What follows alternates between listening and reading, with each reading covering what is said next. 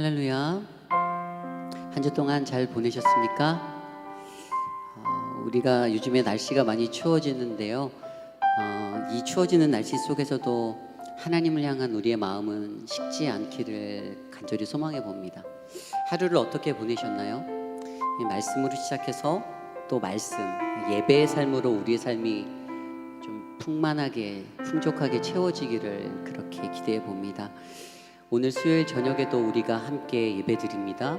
우리의 그 피지컬한 그러한 지리적인 모든 환경과 상황들은 떨어져 있지만 그래도 하나님이 우리 안에 계시고 예수님이 우리와 함께 하시기에 함께 드리는 이 예배가 기쁨이 될 줄 믿습니다. 우리 이 시간에 함께 그렇게 기도하며 나아가기 원합니다. 하나님, 오늘 예배 안에서 나를 만나 주십시오. 하나님, 나를 주님이 원하시는 예배자로 세워주십시오. 함께 기도하신 후에 우리 예배 자리로 나아가기 원합니다. 기도하겠습니다.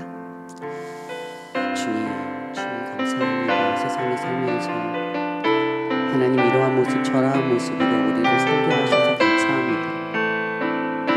어떠한 모습이든지 우리가 주님을 바라보게 하시고 어떠한 모습이든지 우리가 주님 앞에 설 수 있도록 힘과 용기 주셔서 감사합니다. 주님, 세상이 약합니다. 너무나도 약합니다. 하나님의 약한 세대 속에서 우리들을 붙잡아 주시고 하나님의 말씀으로 충만케 하셔서 우리 안에 내재하시는 그 하나님의 임재를 경험하도록 하나님 도와주시옵소서. 사랑해 주님 감사합니다. 세상 속에 이런 모습 저런 모습으로 살았지만 어떠한 상황 속에서도 우리를 붙잡아 주시고 인도하시는 주님이 있기에 참으로 감사를 드립니다. 주님의 뜻대로 살기 원합니다.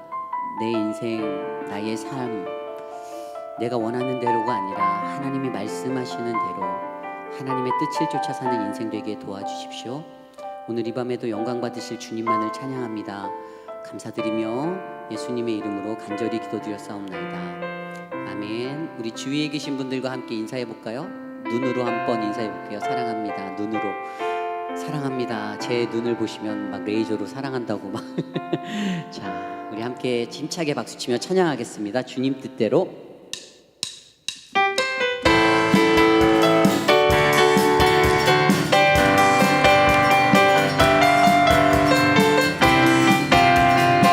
주님 뜻대로 살기로 했네. 주님 뜻대로 살기로 했네. 주님 뜻대로 살기로 했네. 뒤돌아서지 않겠네.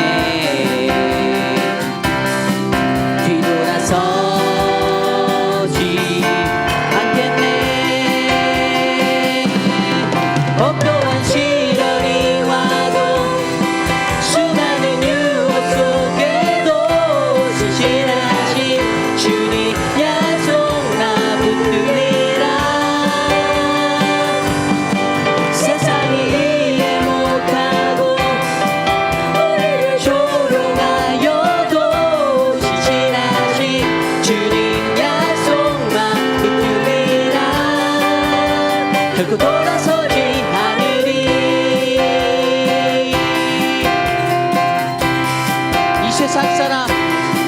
이 세상 사람 날 몰라줘도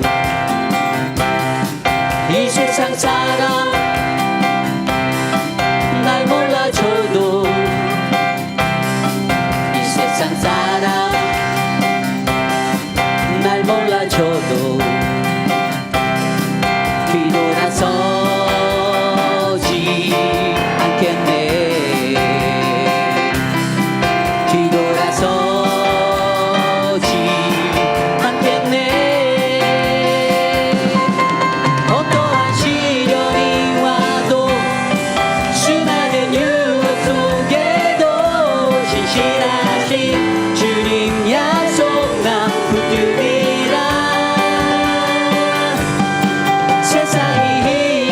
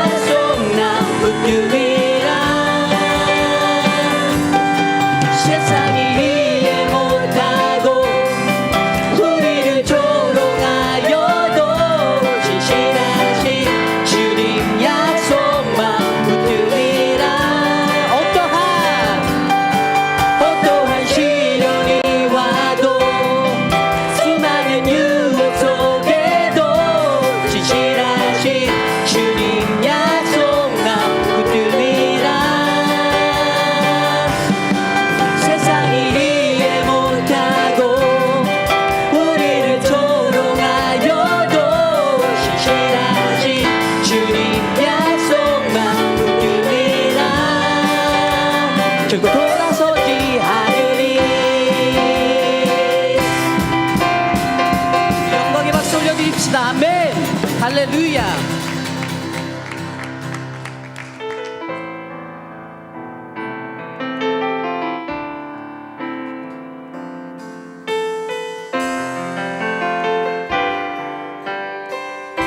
예수 사랑해요. 예수 사랑해요.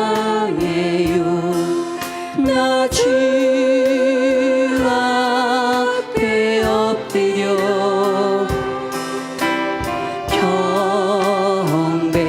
경배와 찬양 왕께 드리네. 할렐루야.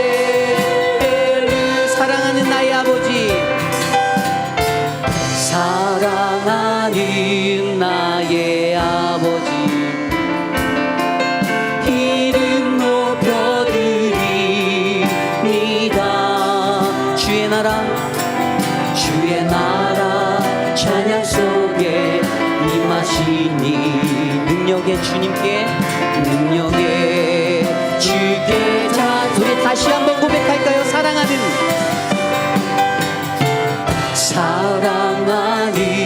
나의 아버지 이름 높여드립니다. 오, 주의 나라 찬양 속에 임하시니 능력의 주께 찬송한 전능하신 하나님 찬양 언제나 동일하신 주 전능하신 하나님 찬양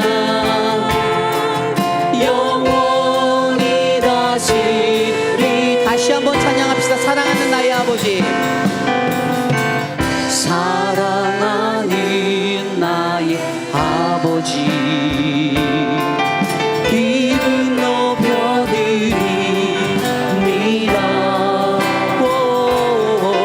주의 나라 찬양 속에 임하신 능력에 주께 찬송. 전능하신 하나님 찬양 언제나 동일하신 주. 전능하신 하나님 찬양 영원히 다스리. 전능하신 하나님 찬양 언제나 동일하신 전능하신 하나님 찬양 영원히 다스리. 나 주의 이름 높이세. 나 주의 이름 높이리. 나 주의 이름 높이리. 하늘 높이 홀린 깃발처럼 주의 이름 다시 한번 나 주의 이름 높입니다. 나 주의 이름 높이리. 나 주의 이름 높이리. 하늘 높이 홀린 깃발처럼 주의 이름 전능하신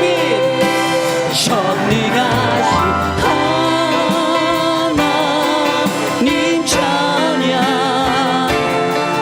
언제나 동일하신 주. 전능하신 하나님 찬양 영원히 다스리네. 우리 목소리로만 고백할까요? 전능하신 하나님 찬양 언제나 동일하신 주. 전능하신 하나님 찬양 영원히 다스리네.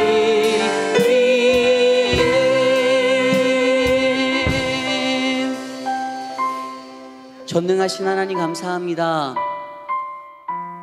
하나님 언제나 동일하신 그 하나님, 우리가 어떠한 상황과 어떤 삶의 모습을 가질지라도 하나님 변하지 않고 우리를 사랑하시는 주님이심을 우리가 믿습니다. 하나님 차가운 겨울이 찾아옵니다. 하나님 차가워지는 날씨처럼 하나님을 향한 우리의 마음이 차가워지지 않기를 간절히 소망합니다. 우리 안에서 활활 타오르는 성령의 불길이 하나님 이 시대를 살아가는 우리들의 마음 가운데 활활 타오를 수 있도록 하나님 그 생명을 허락하여 주시옵소서. 하나님 사랑하는 자를 주님께 보내고 슬퍼하는 가족들에게 그 슬픔이 변하여 기쁨이 되는 은혜를 베풀어 주시고, 하나님 병환 중에 계신 사랑하는 성도님들 한 분 한 분의 마음 가운데 하나님 그 모든 시간도 감사함으로 주께 영광 돌릴 수 있는 하나님 은혜를 베풀어 주시옵소서. 김인철 목사님을 통하여서 하나님의 말씀에 귀 기울입니다. 닫혀진 우리의 마음 가운데 선하신 주님의 말씀이 하나님 오늘 이 저녁에 우리의 심령을 울리는 경종이 되게 하여 주시고, 하나님 우리의 마음속에서 예수는 그리스도시요 살아계신 하나님이라는 하나님 그 메아리가 울릴 수 있도록 하나님 도와주시옵소서. 오늘 이 밤에 영광 받으실 주님만을 높입니다. 감사드리며 이 모든 말씀 살아계신 예수님의 이름으로 간절히 기도드렸사옵나이다. 아멘. 제가 요즘 한 가지 병이 있는데요. 그 병이 다른 게 아니고 내가 만민중에 있잖아요. 그 할 때 이게 30년도 더 된 찬양이거든요. 지금 오늘 불렀던 예수 사랑해요는 제가 31년 전에는 김강수 장로님처럼 드럼을 쳤어요. 31년 아주 짧게 쳤어요. 근데 처음으로 드럼 치고 했던 곡이 예수 사랑해요. 당당당당. 그리고 제가 그 농촌전도 가면 춤췄어요. 근데 그 내가 만민 중에 하면 내가 그 30여 년 전에 그 찬양할 때 했던 그때는 그 몸 찬양이라고 그러잖아요. 그 바디 워십이라고. 했던 게 이렇게 막 머릿속에 막 떠오르는 거예요. 그러면 제가 2번 반복할 때쯤 되면 제가 그것이 나와요. 주의 인자는 커서가 이렇게 수염 있는 어른 얘기했지. 주의 인자는 커서 하늘에 미치고 주의 진리는 넓은 궁창에 이르나니. 그래서 내가 너무 하고 싶어서 집사람한테 이렇게 얘기를 했어요. 내가 그걸 하면 어떡할까 그랬더니 온 교인들이 찬양은 안 하고 당신만 볼 거다. 그래서 내가 아멘. 그리고 찬양은 우리의 마음을 이렇게 깨끗하게 한 번씩 이렇게 정화시키는 것 같아요. 너무 감사하죠. 그 30년이 지났는데도 어떻게 저렇게 찬양이 우리의 마음 가운데 이렇게 나오게 하는지 모르겠어요.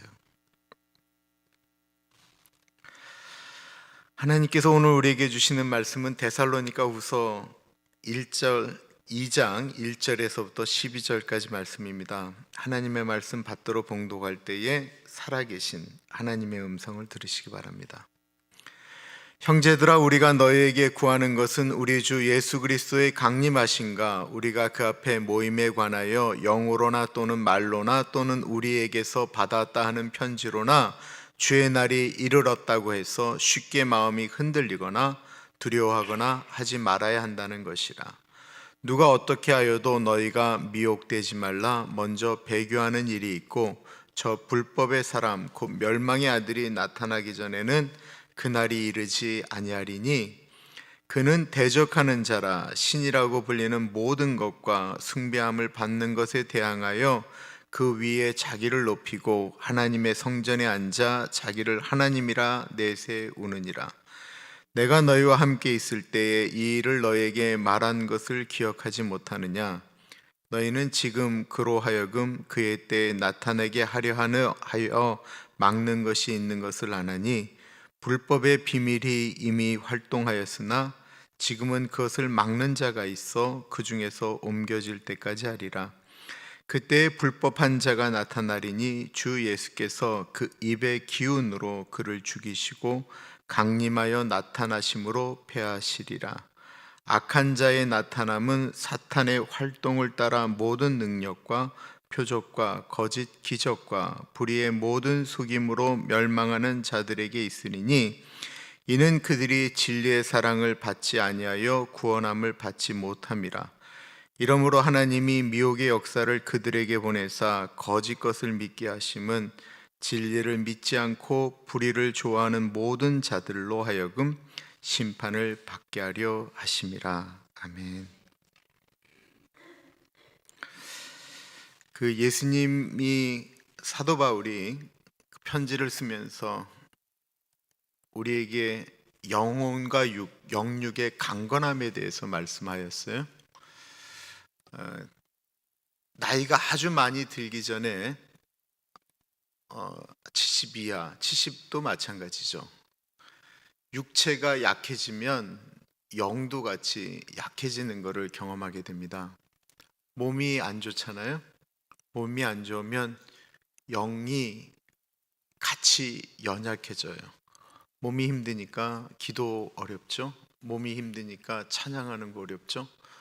몸이 힘드니까 귀찮아지는 거예요. 이게 굉장히 중요한 건데, 그래서 영역이 이렇게 밸런스를 맞춰야 돼요. 내 동기가 40일 금식을 11번인가를 했어요. 그래서 이 친구가 이 금식에 관련된 세미나도 하고 하는데 목회가 안 돼요. 왜냐하면 금식을 하니까 영은 너무 맑은 것 같은데 메시지를 전하면 하나님이, 이게 한두 번이죠. 이게 계속 이렇게 되어지면 그건 너무 어려워요. 기도도 이 친구는 정말 하나님 앞에 막 그런 건데, 앞에서 기도회를 인도하는데 이게 막 올라와야 하죠. 어떨 때는 충만해서 할 수 있지만 이거 계속 할 수 있는 게 아니거든요. 그래서 영육이 맞춰지도록 애쓰는 게 참 중요한데, 환경적인 것이 육적인 것을 건드리기 시작하면 이 영적인 것들이 민감해지면서부터 육을 멀리하기 시작하는 일들이 발생하게 됩니다.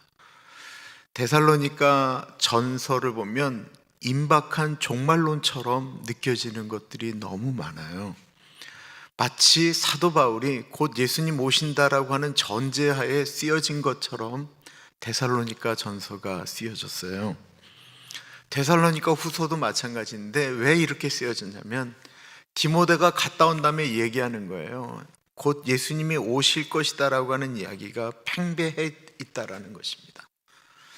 근데 지난주에 말씀드렸던 것처럼 종말론이 강하면 사람들이 신앙생활을 굉장히 열심히 하게 되거든요.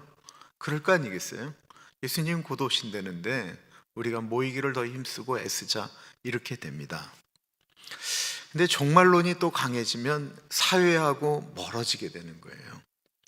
신앙은 있는데 몸은 힘들고 환경적으로 어려워지면 고백하는 것들이 있는데, 그게 하나 뭐냐면 예수님 빨리 왔으면 좋겠다라는 것입니다. 삶에 대해서 이렇게 별로 민감해지지 않아요. 그러지 않더라도 예수님 너무 사랑하게 되면 이렇게 예수님 빨리 만나는 것이 소망을 두고 살게 돼요. 그러나 우리가 잊지 말아야 될 것이 있는데, 우리가 생각은 그래도 하나님께서 이 땅에 나를 보내시면서 준 사명이라는 것이 있잖아요. 예수님이 우리를 그냥 보내신 것이 아니거든요. 예수님이 나에게 무슨 일을 하게 하고 누구를 만나게 하고 가정을 이루게 한 것이 그냥 아무 의미가 없는 게 아니잖아요. 근데 제가 이걸 철저하게 경험한 게 뭐냐면, 허리 수술하기 전에 정말 뭐 5분 걷는 거 힘들죠. 제가 이렇게 말씀을 전할 때 어떻게 했냐면 다리를 들고 설교를 했어요. 이렇게 다리를 들고 설교를 하는 거예요. 그리고 또 힘들면 다리를 바꿔서 들고. 근데 이게 너무 힘이 드니까 제가 작년에는 모든 것들이 다 귀찮고 예수님 빨리 만났으면 좋겠다라는 게 소망이었어요. 그러니까 다 귀찮은 건데 누가 귀찮냐면 집사람이 귀찮아요. 그래서 제가 한국에 수술하러 갈 때 저 혼자 가겠다고 그랬어요. 이게 내가 너무 단호하게 여러 번 얘기했기 때문에 집사람이 처음에 말도 못 꺼냈어요. 그러니까 나 혼자 가서, 내가 수술하는 게 두려운 것도 아니고 다 두려운 게 아닌데 그냥 혼자 있고 싶은 거예요. 나 혼자 좀 있고 싶다라고 하는 생각이었는데, 집사람이 이렇게 얘기를 했어요. 당신이 혼자 가게 되면 교인들이 도대체 나라는 존재를 어떻게 생각하겠느냐. 내 입장이 아닌 집사람의 입장을 생각해 보니까 그게 일리가 있는 말이잖아요. 그래서 같이 가게 됐어요. 그리고는 제가 진짜 한국에서 진짜 호강을 했어요. 너무 편하게 지냈어요. 그리고 수술이 끝난 다음에 집사람하고 한국에서는 한 번도 해보지 못한 걸 했어요. 덕수궁 돌담길을 걸어봤어요. 집사님 걸어보셨어요? 못 걸어보셨죠? 그럼 얘기하시면 안 돼요. 덕수궁 돌담길을 걸어서 뒤쪽에 있는 성공의 회당 지나서 이렇게 보는데 5분도 못 걷던 사람이 한 1시간을 걷고 같이 돼지곱창집 찾아서 가서 먹고, 참 마음이 행복하더라고요. 그러고 나니까 어떤 생각이 들었냐면, 내가 빨리 가나안 교회 가서 사랑하는 교인들에게 예수님이 나에게 주신 행복을 이렇게 전달해 주고 싶다라는 생각이 들었어요. 내 안에 있는 예수님, 나에게 사랑을 주시고 은혜를 주신 그 예수님의 그거를 정말 나눠주고 싶더라고요. 예수님 믿는다라는 건 뭐냐면 내가 예수님 때문에 행복하면 내 옆에 있는 사람도 행복한 게 정상이에요. 그리고 내가 예수님 때문에, 예수님이 나를 위해서 희생했는데 내가 그 예수님 때문에 내가 희생해서 옆에 있는 사람이 행복하면 그거 진짜 예수 믿는 복이잖아요. 내가 예수를 믿어서 내 옆이 행복하면 그게 진짜 예수 믿어 복된 거 아니겠어요? 근데 데살로니가의 종말로는 사도 바울이 쓸 때는 좀 정상적이지가 않았던 것입니다. 1절과 2절 볼게요. 형제들아, 우리가 너희에게 구하는 것은 우리 주 예수 그리스도의 강림하심과 우리가 그 앞에 모임에 관하여 영으로나 또는 말로나 또는 우리에게서 받았다 하는 편지로나 주의 날이 이르렀다고 해서 쉽게 마음이 흔들리거나 두려워하거나 하지 말아야 한다는 것이라. 예수님이 가까이 오셨다라고 말씀하시는 건 나쁜 말이 아니죠. 참 어떻게 보면 우리를 이렇게 경건하게 만드는 얘기입니다. 그런데 그 일을 강조하기 위해서 데살로니가의 교회에 있는 어떤 사람들은 우리에게 말로나 받았다 하는 편지, 이 얘기 뭐냐면 예수님 오셨다라고, 가까이 오셨다라는 얘기를 사도 바울 선생님이 얘기하셨습니다. 사도 바울 선생님이 편지로 얘기했습니다. 이런 거짓된 것을 주장하면서까지 예수님이 임박하셨다라고 이야기했다라는 거예요. 사도 바울이 그렇게 말하지 않았는데, 사도 바울이 그렇게 편지 쓰지 않았는데 그렇게까지 얘기하면서 예수님 오신다, 곧 오신다라고 하면서 사회를 흔들었다라는 것입니다.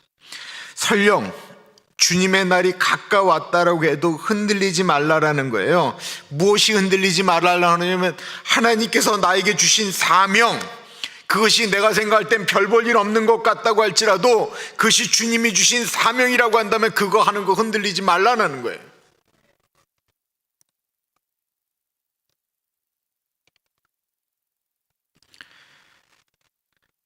사도 바울은 누구보다도 재림을 기다리는 분이셨습니다. 그런 사도 바울이 이 데살로니가 후서에 참 놀라운 얘기를 했어요. 데살로니가 후서 3장 10절입니다. 우리가 너희와 함께 있을 때에도 너희에게 명하기를 누구든지 일하기 싫어하거든 먹지도 말게 하라 하였더니, 무슨 말이냐면 예수님 오시는데 일해서 뭐해? 그러고 나서 일들을 안 한다라는 거예요. 자기 할 일을 안 한다라는 거예요. 나만 예수님 만나면 된다라는 거예요. 그렇게 할 거면 먹지 말라라는 거예요. 이게 종말론에 대해서 그렇게 많이 이야기하고 있는 데살로니가 후서에 있는 말씀이에요. 그러시면서 앞으로 일어날 일에 대해서 우리가 분별했으면 좋겠는데, 종말의 때가 오면 꼭 앞에 있는 전조에 대한 말씀을 하고 계세요. 3, 4절 보겠습니다. 누가 어떻게 하여도 너희가 미혹되지 말라. 먼저 배교하는 일이 있고 저 불법의 사람 곧 멸망의 아들이 나타나기 전에는 그날이 이르지 아니하리니 그는 대적하는 자라 신이라고 불리는 모든 것과 숭배함을 받는 것에 대항하여 그 위에 자기를 높이고 하나님의 성전에 앉아 자기를 하나님이라고 내세우느니라. 마태복음 24장의 축소판 같은 이야기를 이 데살로니가 후서에 이야기하고 있는데, 그것은 예수님을 배반하는 일이 이 배교라고 하잖아요. 배반한다라고 하는 배자에다가 이 교회를 이야기하는 교자거든요. 그러니까 교리를 배반하는 아주 집단적인 배반이 일어난다라는 거예요. 이건 한두 명이 예수님을 버리는 이야기를 하는 게 아니고요, 집단적으로 예수님을 버리고 어떤 적그리스도를 쫓아가는 것을 이야기하는 것입니다. 계시록 13장에 나타나고 있는 바다에서부터 올라온 짐승과 같은 그 짐승의 권세를 가진 두 뿔을 가진 양, 짐승의 우상에게 절하며 그에게 경배를 하고 666이라고 하는 표를 받는다라고 하는 그 배교가 일어난다라는 거예요. 그리고 그 적그리스도가 어느 순간에 하나님의 자리에 앉아서 내가 하나님이다라고 이야기하는 일이 일어난다라는 것입니다. 그렇다고 볼 때 오늘날 그렇게 강력한 적그리스도가 나타났는가? 제가 잘 모르겠어요. 다만 이 적그리스도가 자신을 신이라고 하고 하나님의 성전에 앉아 하나님을 모독한다라고 이야기할 때, 마태복음 24장에는 멸망에 가증한 것이 거룩한 곳에 설 때에는 마지막 때가 왔다라고 하는데, 하나님이 계셔야 되는 곳에 가짜를 진짜처럼 섬기면 그런 일이 있다라고 생각한다고 한다면, 다만 우리의 마음 가운데 다 마땅히 하나님이 계셔야 되는 그곳에 하나님이 아닌 다른 것이 세워져 있다고 한다면, 나는 이미 개인적인 종말 가운데 들어가 있는 사람 아니겠습니까? 오늘날 수많은 그리스도인들의 가슴을 우리가 열어서 수술을 해보자라고 얘기할 때 그 가슴에 정말로 하나님이 아닌 가증한 것이 세워져 있지는 않은가 우리가 생각해 보아야 되지 않겠습니까? 우리 마음속에 있는 멸망에 가증한 것이 거룩한 곳에 세워져 있지 않고 우리의 그 거룩한 곳에서는 예수 그리스도가 세워져 있다고 한다면 그게 가장 복된 것이죠. 두 번째는 불법한 자를 막는 자가 있어 아직은 재림의 때가 아니다라고 말씀하고 있습니다. 해석이 필요한 거예요. 7절과 8절 보겠습니다. 불법의 비밀이 이미 활동하였으나 지금은 그것을 막는 자가 있어 그 중에서 옮겨질 때까지 하리라. 그때 불법한 자가 나타나리니 주 예수께서 그 입의 기운으로 그를 죽이시고 강림하여 나타나심으로 패하시리라. 이 불법한 자는 뭐 말할 것도 없이 적그리스도라고 이야기합니다.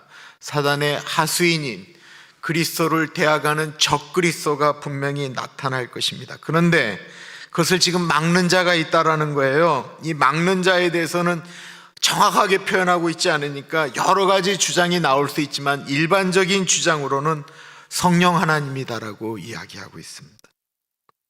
이미 불법의 활동은 끊임없이 시작되고 있습니다. 끊임없이 예수 그리스도를 대항하는 적그리스도는 크고 작던 간에 세기에 상관없이 끊임없이 나타나고 있지만 아까 말씀드렸던 것처럼 이거다라고 하는 것들은 아직 나타나고 있지를 않아요. 그들이 더 활동을 해서 더 많은 영혼들을 자기들이 빼앗고 싶은데도 그렇지 못한 이유는 성령님이 막고 있다라고 하는 것입니다. 신학적으로 일반적으로 세상을 구분할 때 성령님으로 하나님으로 이렇게 이야기할 땐 이렇게 이야기를 하죠. 태초에 하나님이 천지를 창조하실다라고 할 때는 그 성부 하나님의 시대라고 얘기하잖아요. 그리고 나서 예수 그리스도께서 사망, 죄의 문제를 해결했을 때 그 성자 예수님의 시대라고 그러잖아요. 그리고 예수님께서 제자들에게 말씀하셨던 내가 가야 좋은 보혜사 성령님이 오신다라고 이야기한 다음에 성령이 오셨다라고 하는 이 시대를 가리켜 성령의 시대라고 이야기를 하죠. 지금까지 적 그리스도들이 사단이 마음껏 행동하지 못하도록 성령님이 막고 계신다라는 것입니다. 왜 그럴까요? 한 영혼이라도 주께로 돌아올 길을 기대하면서 성령님이 그렇게 역사하고 계신다라는 것입니다. 그러나 때가 되면 성령 하나님이 그때를 그 막음을 멈추신다라는 것입니다. 그때는 이미 때가 종말의 때가 되어서 적그리스도가 나타난다라는 것이죠. 적그리스도가 나타나게 되면 사람들이 미혹된다라는 말이 성경에는 무수하게 나옵니다. 이유는 적그리스도도 기적을 행하기 때문에 그렇습니다. 사람들은 기적을 쫓아 움직이지요. 여러분들 무당 굿하는데 들어가는 돈이 얼마인 줄 아세요? 굿에도 이 다 등급이 있어요. 가장 센 굿이 그 작두 춤추는 거예요. 작두 위에서 춤추는 건데요, 그건 3천만 원이 넘어요. 여기 돈으로 3만 불이 넘는 건데 너무 신기하잖아요. 여자가 작두 위에서 춤을 추는 거거든요. 신 내리는 거죠. 그러니까 무당이 먹고 사는 거예요. 다른 종교에도 기적이 없는가? 다른 종교에도 보시면 기적이 있어요. 거짓 기적 이런 것들이 일어나요. 9절과 10절, 악한 자의 나타남은 사탄의 활동을 따라 모든 능력과 표적과 거짓 기적과 불의의 모든 속임으로 멸망하는 자들에게 있으리니 이는 그들이 진리의 사랑을 받지 아니하여 구원함을 받지 못함이라. 어떠한 일들에 기적이 일어나고 능력이 일어나고 표적이 일어나는 것들 다 좋아요. 근데 거기에 중요한 것이 진리의 사랑이 있느냐라는 것입니다. 이것이 통해서 정말 저 영혼이 살림을 받는 진리의 은혜가 거기에 있느냐라는 것입니다. 하나님의 사랑은 진리가 있는 사랑입니다. 거짓 사랑이 아니다라는 것입니다. 기적이 일어나면 이런 이야기들이 나온다라는 거예요. 요한계시록의 느낌이 그렇죠. 하나님이 아니고서 어떻게 저런 일들을 하겠는가라고 이야기하는 것입니다. 그러나 그 기적이 성경에서 말씀하고 있는 사랑과 그 사랑 안에 진리가 없다라고 한다면 어떻게 되겠습니까? 제비족들이 여자들에게 사랑한다라고 이야기하는데 그 사랑에 뭐가 없냐면 진리가 없는 거예요. 진리가 없는 사랑처럼 공허한 게 없습니다. 우리 안에 있는 진리는 예수 그리스도이시죠. 내가 곧 길이요 진리요 생명이니 뒷말이 더 중요해요. 예수 그리스도가 진리인데 예수 그리스도가 진리인 것을 이렇게 표현하고 있어요. 진리인 나를 통하지 않고서는 아버지께로 갈 수 있는 게 없다라는 거예요. 세상에 이렇게 말씀하시는 진리는 없어요. 그러니까 사람들이 자기가 진리가 아니니까 자꾸만 이렇게 얘기하는 거예요. 이 정상으로 올라가는 길은 A길도 있고 B길도 있고 C길도 있고 D도 있고 E도 있고 이 정상만 올라가면 되는데 이 정상은 구원이거든요. 여기 올라가는 길을 에베레스트 산에 올라가는 길은 A 코스도 있고 B 코스도 있고 C 코스도 있는데 왜 굳이 한 길만 주장하느냐라는 거예요. 이게 종교다원주의를 이야기할 때 가장 기본적으로 드는 예예요. 근데 예수님이 그렇게 말씀하지 않았다라는 거예요. 하나님께로 가는 길이 불교를 통해서도 이슬람을 통해서도 다른 종교를 통해서도 간다고 이야기하지 않았다라는 거예요. 왜? 진리이시기 때문에 그래요. 예수님이 다른 방법이 있으면 분명히 예수님이 그렇게 말씀하셨어요. 다른 방법이 있으면 뭐하러 하나님이 그 하나밖에 없는 아들을 이 땅에 내려보내서 그렇게 피 흘려 죽기까지 만드시겠느냐고요. 다른 방법이 있으면 없다라는 거예요.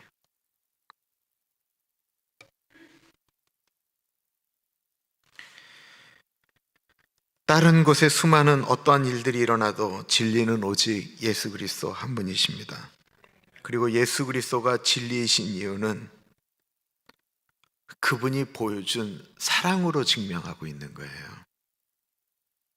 하나님이신데 그분이 인간이 되셔서 피조물인 인간을 위하여 죽었다라고 하는 그 사랑, 이 길이 진리로 가는 길이다 라고 하면서 그 길이 진리임을 보여줬던 것은 예수님이 말만 하신 것이 아니고 그 길이 진리이기 때문에 그 진리된 길을 직접 보여주시기 위해서 죽으셨다라는 거예요.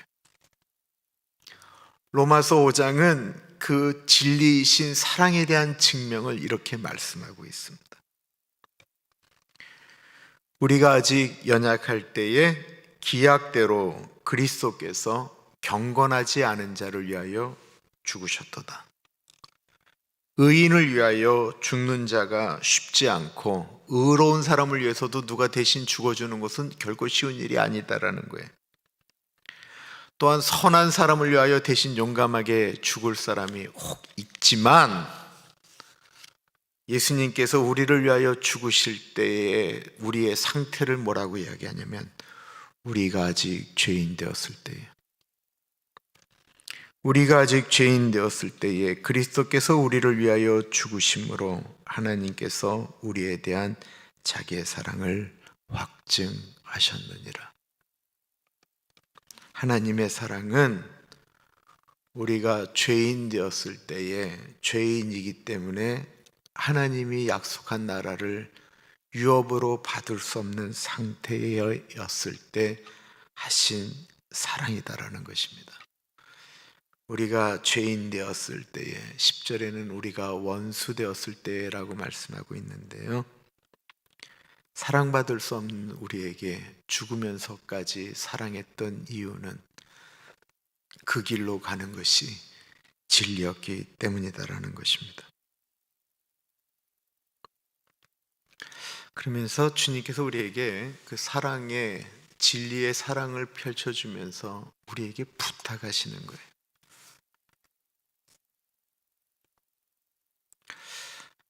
정말 살고 싶지 않은 형편이 분명히 있을 수가 있어요. 정말 빨리 예수님 만났으면 좋겠다. 예수님 빨리 오셨으면 좋겠다. 아니, 나만이라도 빨리 만났었으면 좋겠다라고 느껴질 때가 분명히 있어요. 근데 우리에게는 예수님께서 부탁하셨어요. 우리가 받은 그 진리의 사랑을 다른 사람들에게 보여줄 의무를 우리에게 부탁하신 거예요. 그를 다른 말로는 청지기 의식이라고 이야기하고 청지기 사상이라고도 이야기를 합니다. 톨스토이라고 우리가 잘 알고 있죠. 부활을 쓰신 분인데, 이분은 예수님을 영접한 다음에 이분의 글 속에 있는 어떤 아주 굉장한 중요한 핵심 키워드가 있어요. 그것은 뭐냐면 사람은 무엇으로 사는가라고 하는 것입니다.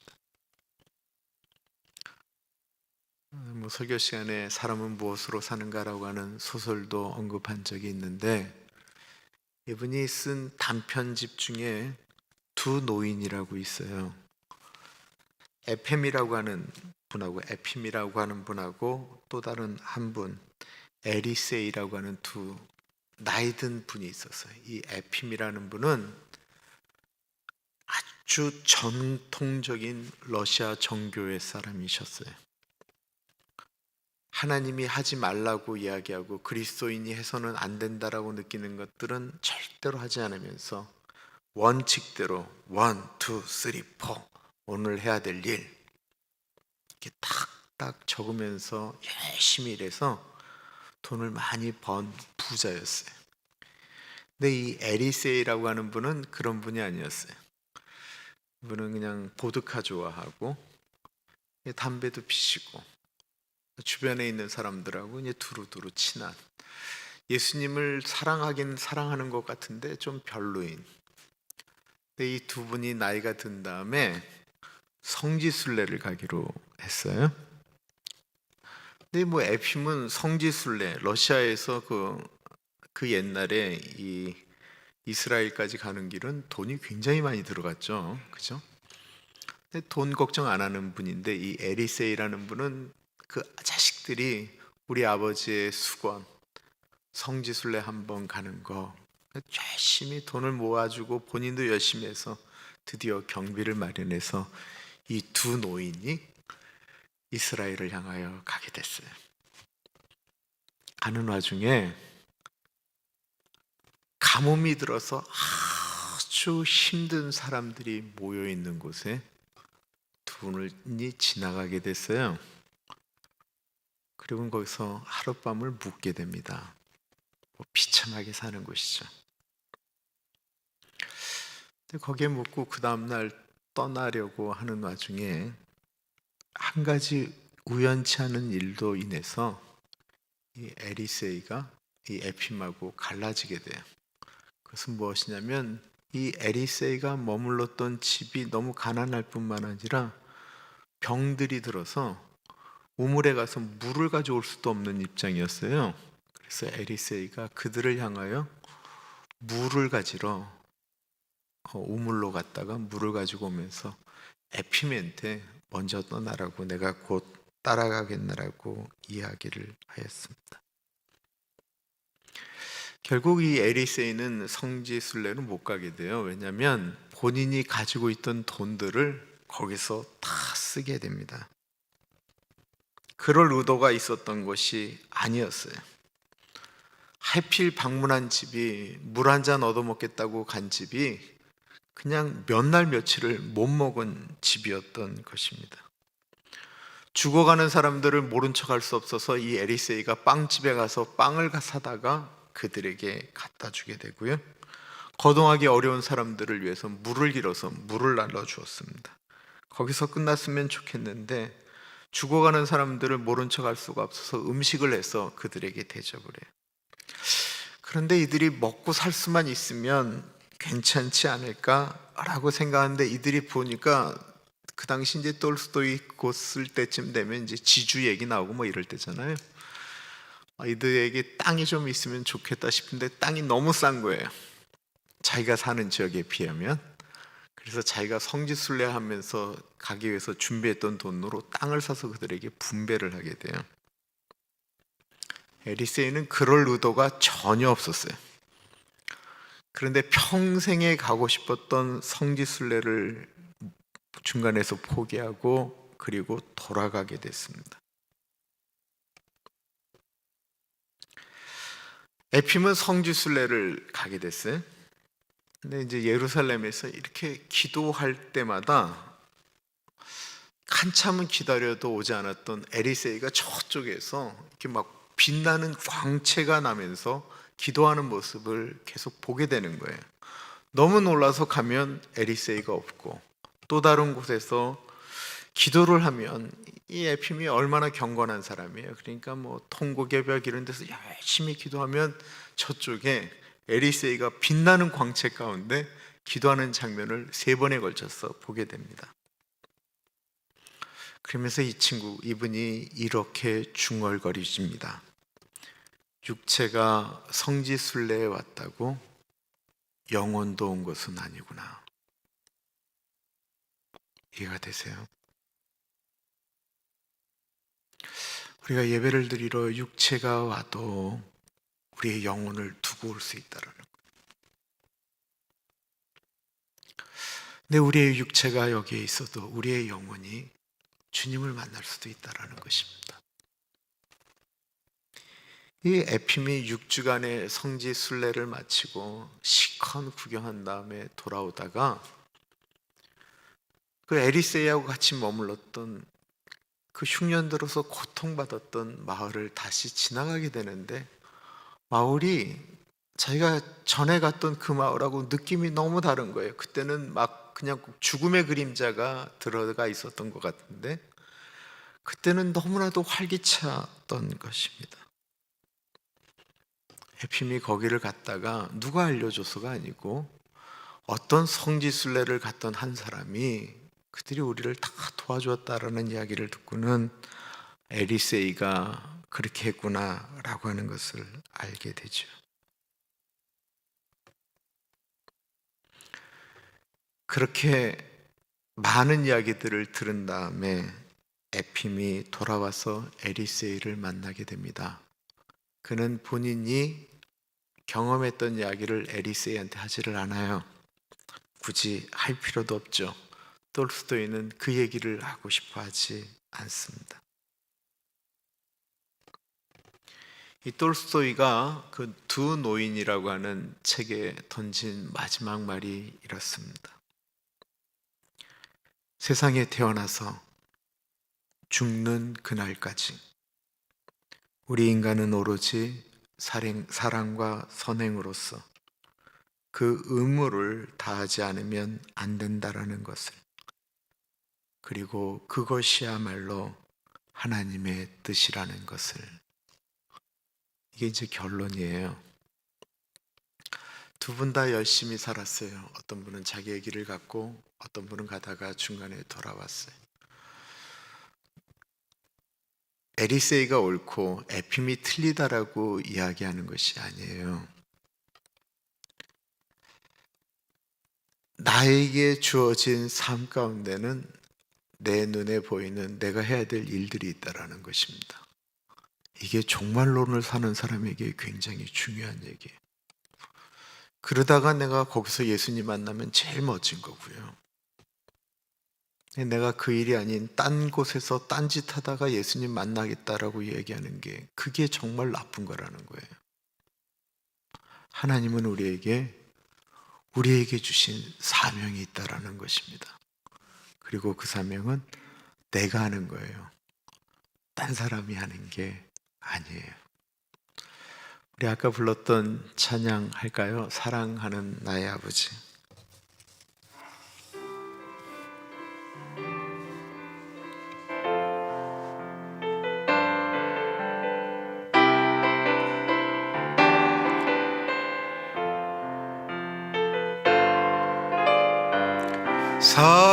사랑하는 나의 아버지, 이름 높여드립니다.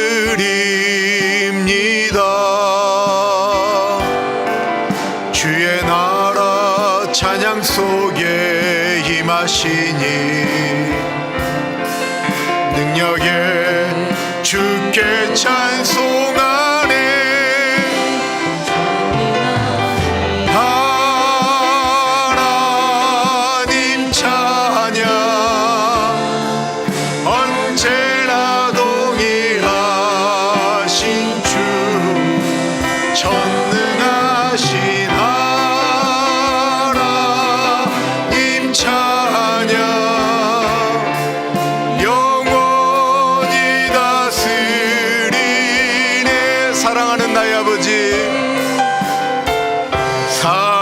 사랑하는 나의 아버지, 이름 높여드립니다.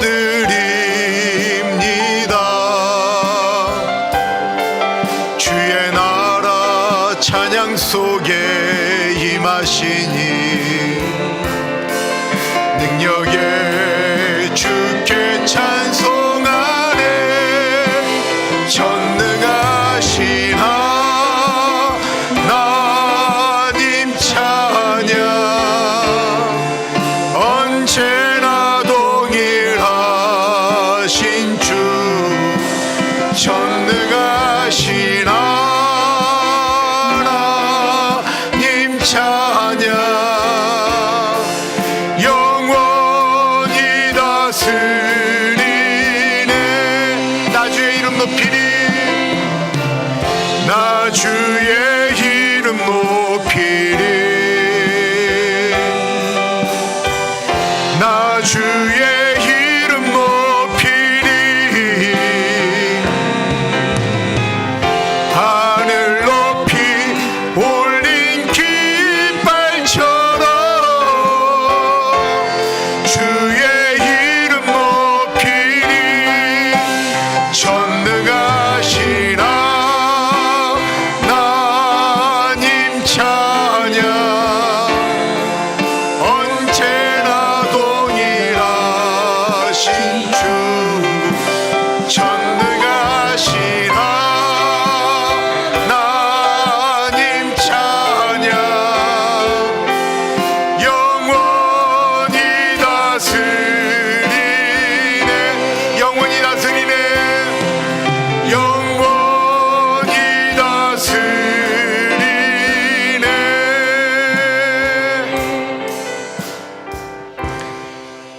우리의 인생에 있어서 나 주의 이름을 높이리, 내가 하는 삶의 모습을 통해서 예수님의 이름이 높여지기를 기도합니다. 주님, 나에게 주신 그곳에서 주님이 나에게 맡겨주신 일 감당하다가 그곳에서 정말 멋지게 예수님 만나기를 소원합니다. 우리 같이 기도하겠습니다. 존귀하신 하나님 아버지, 기도합니다. 사랑의 하나님 아버지, 이 시간에 같이 하여 주시기를 기도합니다. 성령 하나님 아버지, 우리가 안에 같이 하여 주시기를 인도하여 주시기를 기도합니다. 성령 하나님 같이 하여 주십시오. 하나님 아버지 같이 하시고 동행하여 주시기를 기도합니다. 하나님 아버지 같이 하시고 인도하여 주십시오. 하나님 아버지여, 내가 있는 곳에서 내 일을 잘 심히 감당하다가 주님 만날 수 있도록 인도하여 주시기를 기도합니다. 하나님 아버지여, 내 안에 있는 예수 그리스도가 내 안에 계심으로 그 예수 그리스도 붙들고 살아갈 때에 내 주변에 있는 사람들도 내가 만난 예수 그리스도, 내 안에 있는 그 예수 그리스도 때문에 감사하고 즐거워하고 행복해하는 놀라운 일들이 일어나기를 간절히 기도드립니다. 하나님 아버지, 그 일들이 우리 교회 가운데 일어나기를 기도합니다. 하나님 아버지, 그 놀라운 일들이 우리의 삶 가운데 일어나기를 기도합니다. 아버지, 우리의 자녀들에게 일어나기를 기도합니다. 우리 교우들의 삶 가운데 일어나기를 기도합니다. 하나님 아버지, 힘들어도 어려워도 하나님 아버지, 나에게 주어진 일들을 감당하며 그곳에서 예수님 만나는 놀라운 은혜가 있을 수 있도록 하나님 아버지 인도하여 주옵소서. 진리이신 사랑을 붙들고 살아가는 우리들이 되어지기를 기도합니다. 하나님 아버지, 그 일들이 아버지 우리 인생 가운데 일어날 수 있도록 하나님 아버지 같이 하여 주시옵소서. 존귀하신 하나님 아버지, 아버지 같이 하여 주시고 주님 인도하여 주시길 기도합니다. 이 자리에 있는 사랑하는 주님의 백성들 한 분 한 분 만져주시고 주님 동행하여 주시고 하나님 아버지, 우리가 성령 충만할 수 있도록 인도하여 주시기를 기도합니다.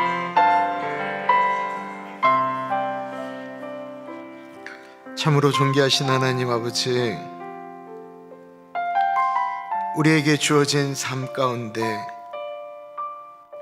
주님의 이름을 우리의 입술로 높여드릴 뿐만 아니라 내가 살아가는 그 삶의 현장 가운데서 주님을 높여드리기를 기도합니다. 예수님, 우리가 고백합니다. 예수님은 나의 전부이십니다. 예수님은 나의 행복입니다. 예수님은 나의 자유입니다. 예수님은 나의 능력입니다.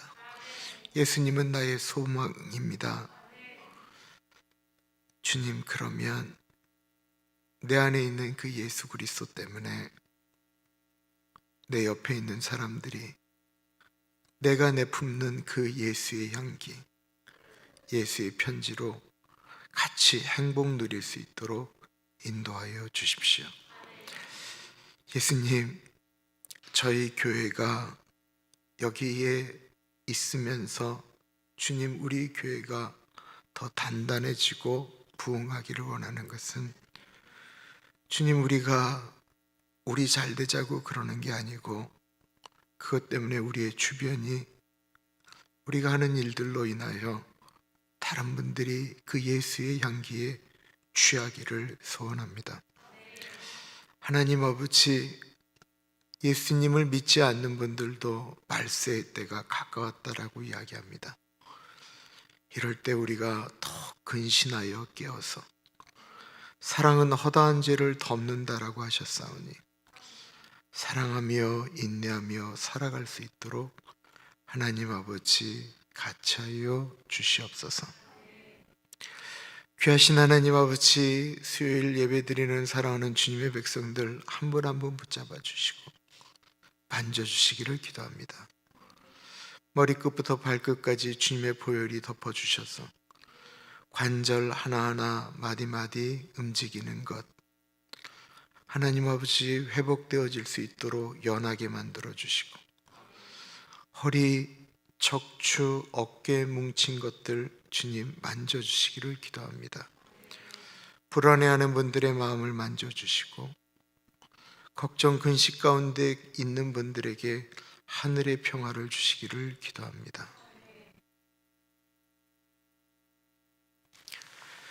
지금은 우리 주 예수 그리스도의 은혜와 우리를 너무나도 사랑하셔서 하나밖에 없는 아들 넉넉하게 보내주신 하나님 아버지 그 크신 사랑하심과 성령 하나님 감화감동 역사 충만 교통하심의 은혜가 나에게 주어진 삶 가운데 어려워도 예수님 붙들고 또박또박 바르게 걸어가겠습니다. 또다시 다짐하는 사랑하는 주의 백성들 머리 위에 지금으로부터 영원토록 같이 하시길 간절히 축원하옵나이다. 아멘.